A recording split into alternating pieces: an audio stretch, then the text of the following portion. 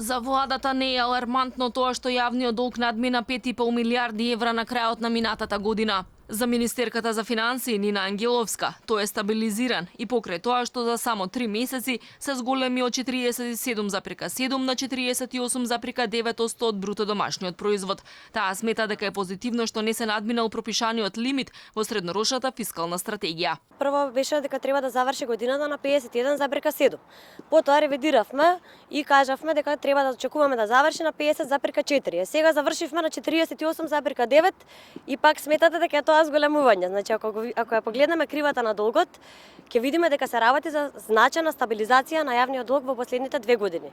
Бизнисмените песимисти, владата оптимист за реализацијата на капиталните инвестиции годинава. Додека стопанствениците не очекуваат никакви спектакуларни резултати поради предвремените парламентарни избори кои ќе ги закочат најважните проекти, од финансии тврдат дека напорно се работи на терен. Клучните проекти лани се реализираа до 78% од планираното, односно ревидираното со ребалансот на буџетот. Сепак, во нив спаѓаат и издвоените 30 милиони евра за купување на делот на Гама од Мак Петрол, трансакција која се уште не е завршена, но владата ја смета за реализирана. Владата донесе одлука средствата преку трезорот се префрлени.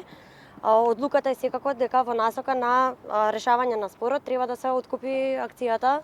Меѓутоа, во врска со реализацијата, тоа прашање спаѓа под владата, односно конкретно вице-премиерот за економски прашања. Дали ќе се успее реализацијата да се изврши исплатата во рамки на овој месец-два, значи таму се одредени средствата, треба да се реши спорот со цел да легнат и да се реализира ова прашање. Министерката негираше и дека 2/3 од 60.000 нови вработувања во изминативе 2,5 години биле во администрацијата. Според неа, обвинувањата од дополнителните заменик министерки за администрација и финансии не биле реалност, туку биле политички мотивирани.